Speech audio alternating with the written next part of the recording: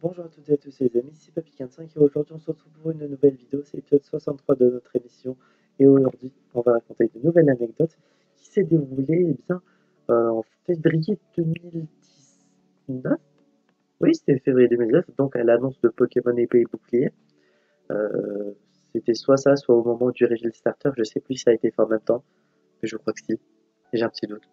Et donc bref, on va parler des starters de la 8G, de Pokémon Épée et Bouclier.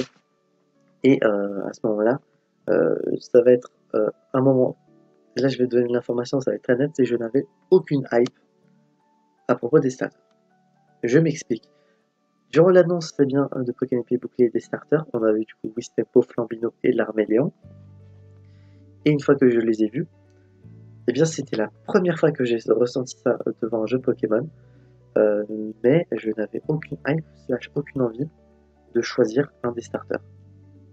Vraiment, il n'y avait aucun des starters à laquelle j'avais un coup de cœur ou qui me donnait plus envie que les autres. Là, j'étais vraiment neutre face à ça. Pour citer des exemples, pour Pokémon Diamant et Pearl, qui est mon premier jeu, j'avais pris Tortipousse. Je vais vous dire ça la première fois que j'ai joué, bien sûr. Enfin, sur Pokémon Diamant, j'ai pris Tortipousse. Sur Pokémon Blanc, la première fois, j'avais pris Vipalière. La deuxième fois, j'avais pris Curicui, je crois. Ensuite, dans Noir 2, j'ai pris Moustillon. Et dans Blanc 2, j'ai repris Vipalière. Dans Pokémon X, j'ai pris Grenousse, etc. etc.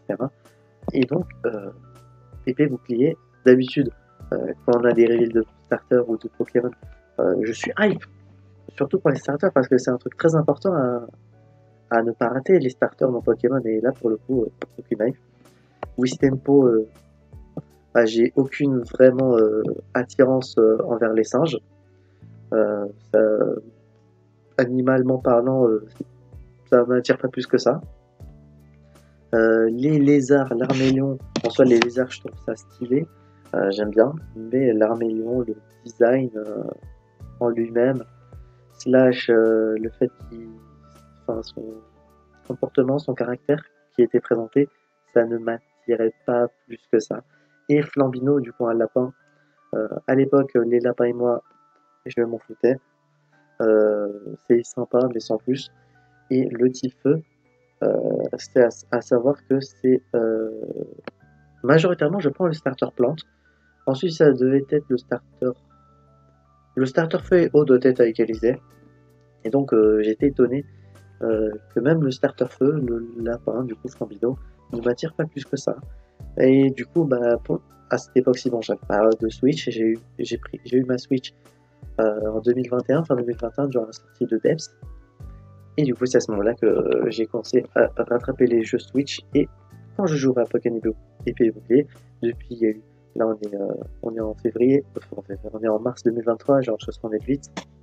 Il s'est déroulé 4 ans depuis l'annonce des starters, 3 ans et demi slash 4 ans depuis la sortie du jeu. Et j'ai envie de dire, depuis j'ai appris à plus apprécier les starters. Merci l'animé ou les jeux spin-off, j'ai envie de dire. Wistempo, l'animé, bon, ça m'a fait décider que j'ai pas trop envie de le prendre. Il est sympa dans l'animé, mais voilà. L'Armélion, j'ai pensé à le prendre au début, mais je pense que j'hésite entre Flambino et l'Armélion actuellement, même si je pense que ça passera plus sur Flambino. Merci l'animé, j'ai envie de dire, avec le Flambino de Go.